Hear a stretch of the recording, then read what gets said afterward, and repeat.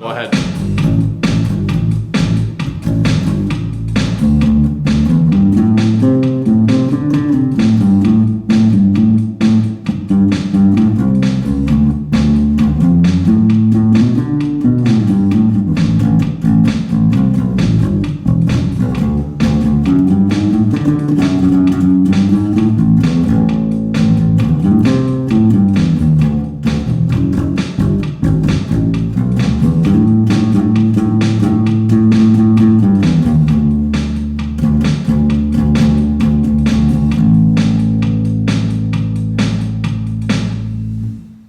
John Falstrom, author of EADG 4, the theory textbook for bass guitar.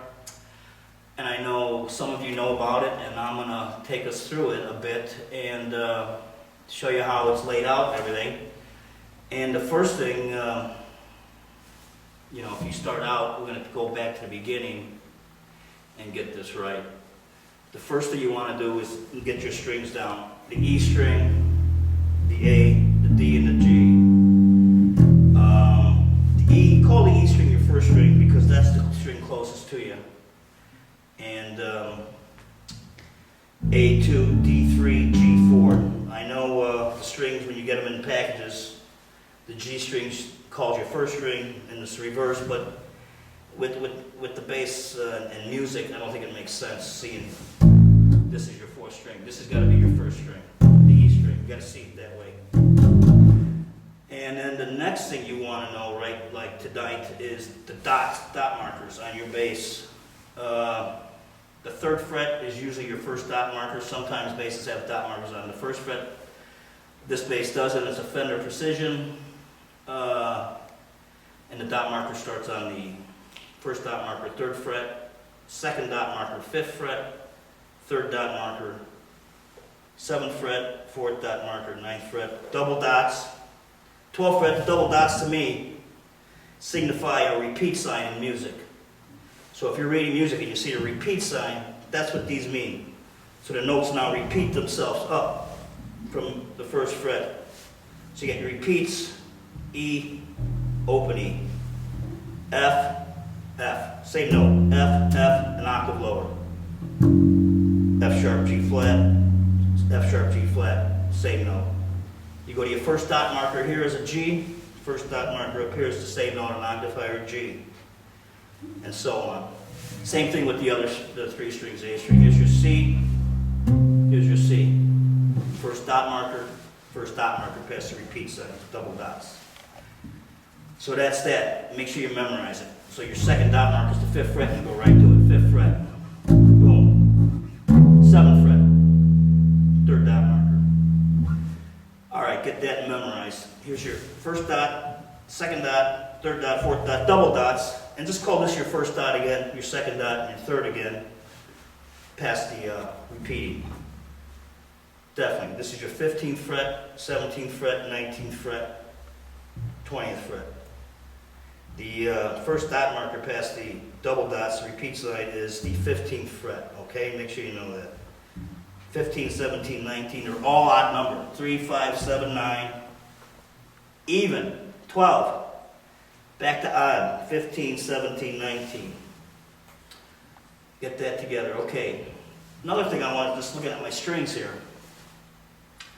When you change your strings or put strings on, make sure the strings come out as low as you can by the headstock wood. Down, low, wind them low. That's so you get when it hits the nut here, they go down. That cuts out all the buzzing. So make sure your strings are coming out the bottom. And I don't believe in cutting strings. These strings aren't cut. I don't like cutting strings. You wind them good. It just seems to me the tone's better.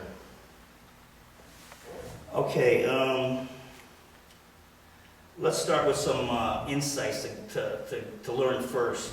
First thing you want to learn is your notes. Memorizing your notes on the bass is something you got to start from day one. There's 7 note letters, A, B, C, D, E, F, and G. 7 in music.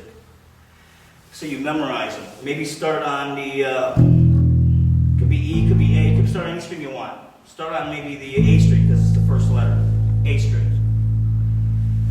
B is always 2 frets higher than A, so there's your B note. You gotta memorize this. A, B. C is always 1 fret away, a half step it's called. A half step's 1 fret. B to C. D is next in line, 2 frets away. A, B, C, D. E is 2 frets away from D. That's another whole step. That's called a whole step. 2 frets is a whole step. Now you got E to F. That's the only other pair that's a half step. E to F, B to C. E to F, half step, B to C. Everywhere on the bass. Here's B and C. B and C, see? It's a half step. B and C, half step. B and C, half step. Look at this. Unison. B, C, B, C. B, same notes. Your choice who you want to play it. B, C, B, C. Same notes. Doubles, unisons. Then you got your B, C up here. That's your high B, C. See the half step? No? B, C, of course. Half step. C here, look at it. First dot, first dot. C, C. A, B, C, D. So get that down. Watch this now. A, B, C, D, E. Same order here. Go A, B, C, D, E. A, B, C, D, E. They're in the same order. A, B, C, D, E. Look at that. Low octave. Open E, the big guy. You got E, F, and your half step right there. E to F. E to F. E to F. 1 fret. Remember that? E to F. E and F. 1 fret. E and F. 1 fret. Half step. All E's and F's. Your choice where you want to play them in the song.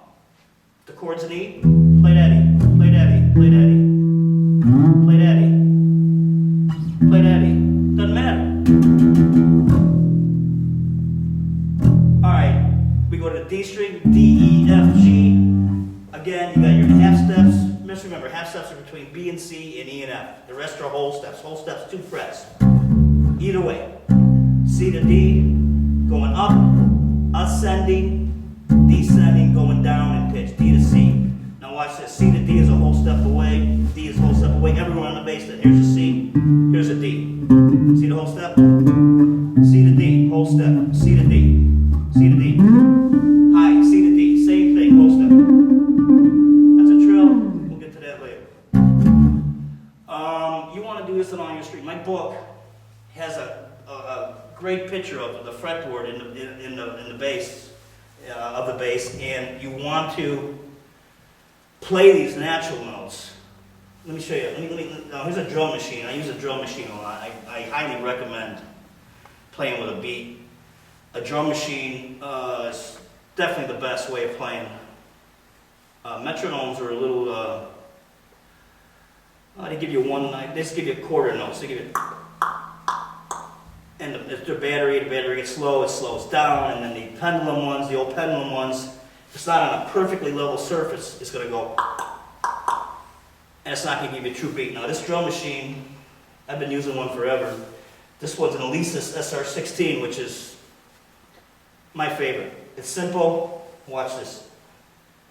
Just get a simple beat. You got different tempos. This tempo is 131. That's 131 beats a minute. And I'll just start working on my natural notes, just start with the low E.